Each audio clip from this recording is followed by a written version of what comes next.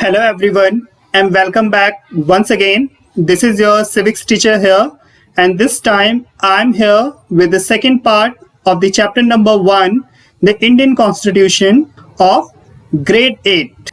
Students, if you remember, in the first part of this chapter we learned that Constitution is a body of fundamental principles or established precedents according to which a state or the other organization is acknowledged to be governed. And students, we also learn that what is the role or what is the importance of Constitution. We also learn about the life history of Dr. B.R. Ambedkar, and we also learn about some amazing facts of the Indian constitutions that makes our constitution different from the rest of the world. So now today, in the second part of this chapter, we will discuss about the different fundamental rights that are provided by our Indian constitutions. And today we will also learn about the key features of our Indian constitution. So let's start.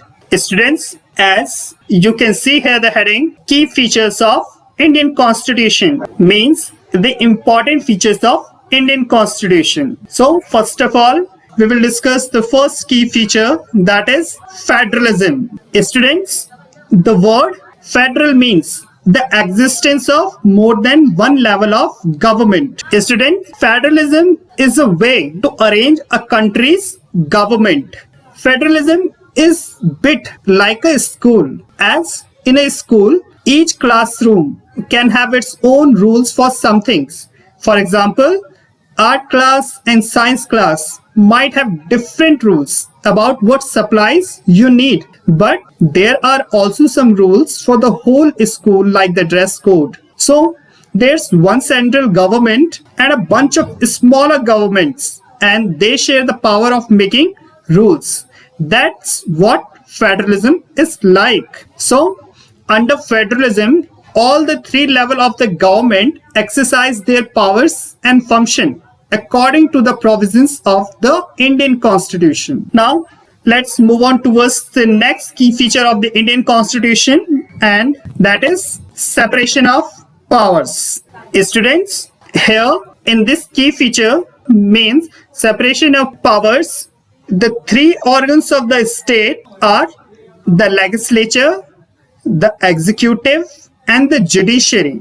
Students, the legislature is that organ of the state that has the power to make new laws, and the executive is that organ of the states that has the power to execute these laws that are made by the legislature. And the third organ, judiciary, has the power to judge and apply the punishment when the laws are broken that are made by the legislature.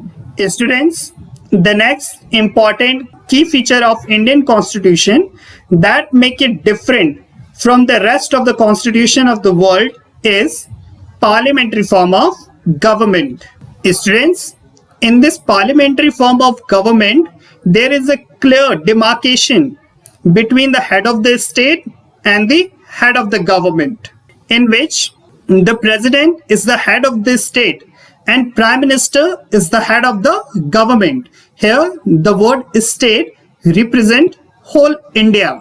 Students, though the government is carried out in the name of the president at the center and the governors in the state, but the actual administration is on the hand or basically carried out by the Prime Minister and Council of Ministers at the center, whereas the Chief Ministers in the state carried out the actual administration. Students, the next important key feature of Indian Constitution is the secularism. Students, the term secular refers to being separate from religion or having no religious base. Students, secularism is just an ideology which provides people with the right to follow any religion or not follow any. It permits the state with the responsibility to maintain neutrality in the matters of religion.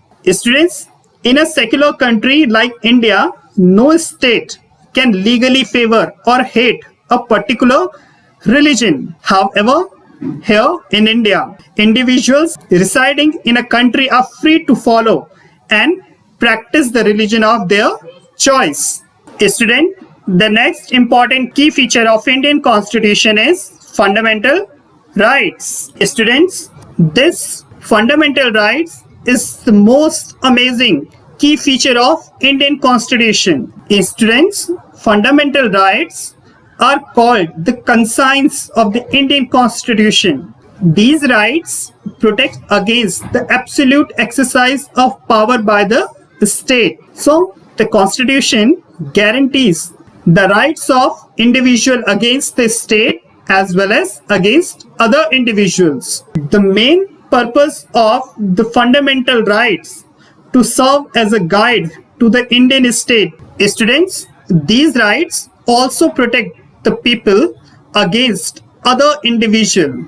In addition, the Constitution also has a section on directive principle of state policy, and this directive principle of state policy were aimed to serve as a guide to the Indian states in order to reduce social and economic disparities from the society. Introduction to human rights and fundamental rights. Students, the human rights and fundamental rights are those sections of the Constitution of India that provide each and every citizen of India with their basic rights. And students, these fundamental rights and human rights are considered as the basic rights of all citizens of India, irrespective of their gender, caste, religion, or creed. And these rights was developed between 1947 and 1949 by the Constitution of India. And students, the Constitution of India provides 6 fundamental rights to each and every citizen of India. And they are right to equality, right to freedom, right against exploitation, right to freedom of religion, cultural and educational rights, and right to constitutional remedies. Now students, let's discuss each and every rights elaborately. So let's move on towards the next slide. Now the students, here is the first fundamental right, that is right to equality. Students, right to equality is one of the 6 fundamental rights in the Indian Constitution. It includes equality before law, prohibition of discrimination on grounds of race, religion, gender, and caste or birthplace. And it also includes equality of opportunity in matters of employment, abolition of untouchability, and titles. And students, in simple words, we can say that it is the right to live with equal opportunities. It simply treats all people to be same, and nobody can get a special privilege which will dishonor any individual or group. Students, right to equality not only applies to the citizen of India, but also to all the people within the territory of India. And students, you will amazed to know that every citizen, from Prime Minister to an ordinary individual, is subjected to the same laws. All citizens of India have access to public places like shops, restaurants, hotels, multiplexes.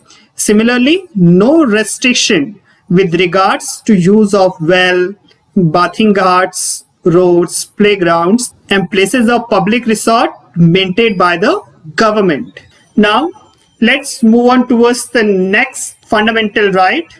Students, the next fundamental right is right to freedom. Students, right to freedom is one of the most fundamental rights assured by the Indian Constitution. It is because of the prevalence of these freedoms that make democracy purposeful. Students, this right to freedom generates liberty of expression and speech, association or assembly or cooperative movement, right to practice any occupation or profession, right to liberty and life, protection and offense, against detention and arrest in many cases.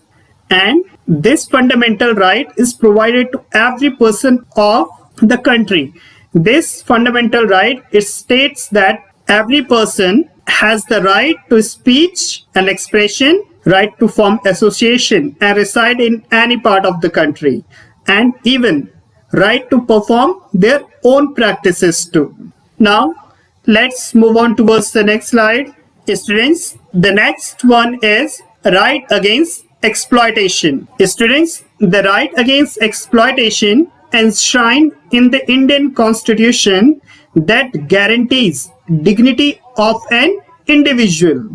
Students, this right prohibits human trafficking, means it criminalizes buying and selling of human beings like a commodity, and it also prohibits use of women or girls for immoral purposes. Students, this fundamental right also prohibits slavery, beggar, bonded labor, or other form of forced labor. And here in this right, the state has been given the authority to introduce compulsory services for such persons in order to stop the practice of begging, slavery, bonded labor, etc. And the government cannot discriminate on the basis of religion, race, color, etc. And lastly, the most important part of this right is that it also prohibits the employment of children below the age of 14 years in factories, mines, and other hazardous activities. The next fundamental right is right to freedom of religion. Students, religion is a matter of personal beliefs and values, and that is why choosing a religion is considered as a fundamental right in India under the Act Right to Freedom of Religion. Students, if anyone believes in any particular religion, then it doesn't affect anyone particularly. Students, in India, under the article from 25 to 28, each and every individual has a right to freedom of religion, means he or she can practice their own religion without troubling others. Students, this right eliminates God from matters of a state and makes sure that no one is discriminated based on their caste and religion. And students, as you all know that there have been different cultures practiced in India for many years, and India has been home to many religion and caste, and many people have come here and practice and nurture their own religion. Thus, the freedom of right to religion holds greater importance in a country like India. The next fundamental right is cultural and educational rights. Students, as we all know, India is a vast land where we have different races, languages, cultures, and caste. Indian people are united by race, language, and literature, geographical proximity, by history, religion, and economic interest and culture unity. So students, it is essential to protect the interests and identities of the minority in such a country like India. So in India, cultural and educational rights means the rights of all sections of society that saves their culture, script, or language. Students, in our Indian Constitution, right to culture and educational rights preserved under Articles 29 and 30. And our Article 30 of Indian Constitution further states that all minority communities, whether they are religious or linguistic, have the right to start and run their own educational institution of their choice. And the state shall not discriminate on the grounds of religion or languages in providing help to these educational institutions. Now, let's move on towards the next fundamental right. Now, students, the last fundamental right is right to constitutional remedies. Students, there is a right in India which states that a person can move to Supreme Court if he or she wants to get their fundamental rights protected, and this right comes under the Article 32 for Supreme Court and an Article 226 for the High Court. And this article is known as the right to constitutional remedies. Students, in this right, the Supreme Court as well as High Court is given the power to instill the fundamental rights. Furthermore, the power can be issued by local courts also to extend the rights. And students, also it is important to note that Article 32 can be invoked only to get remedies related to fundamental right. Thus, it cannot be there for any legal or constitutional right. Now, students, the second part of your chapter number 1 is finished here, and I will be come back soon with the new chapter. Till then, stay home and stay safe.